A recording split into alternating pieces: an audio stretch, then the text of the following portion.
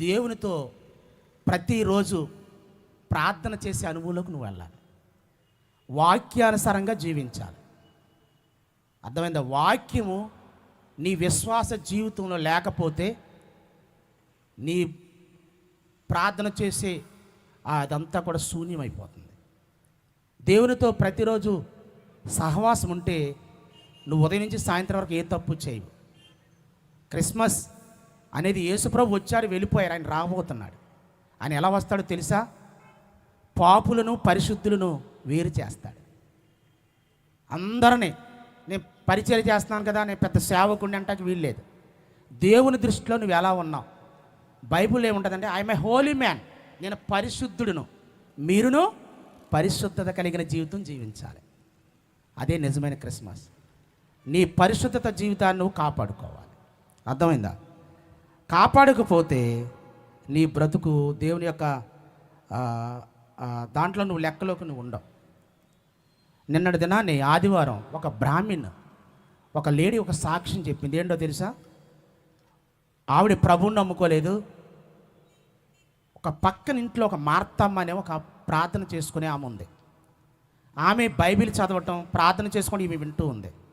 ఈమెకి ఇంట్లో కష్టాలు, భయంకరమైన విగ్రహారాధన. బ్రాహ్మణుల యొక్క పద్ధతులు ఎలా ఉంటాయండి? ఆమెకి దేవుడు ఎవరు అసలు మాట్లాడే దేవుడు అని అనుకునేదంట. ఇంకా చనిపోవాలి రేపటి ధనాన్ని అనుకున్నప్పుడు ఈ మార్తమ్మ,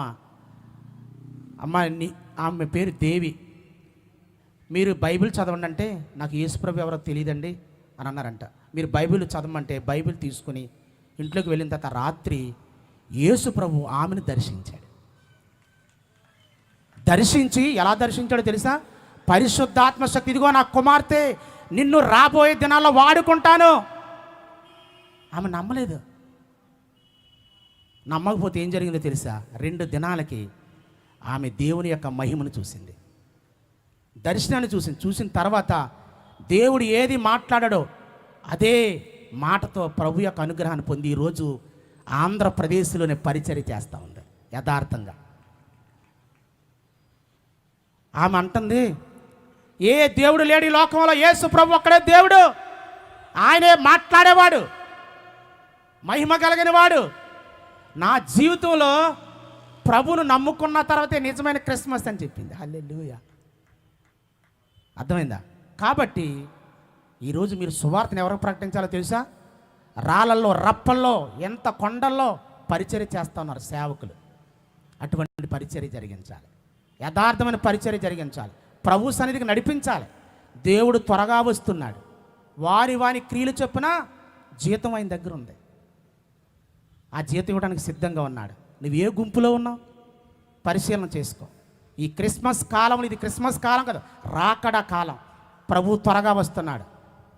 యెరూషలేములను అంటండి, యెరూషలేం అంటే ఇజ్రాయెల్ కంట్రీలో చాలామంది వెళ్ళిపోతున్నారు చూడటానికి.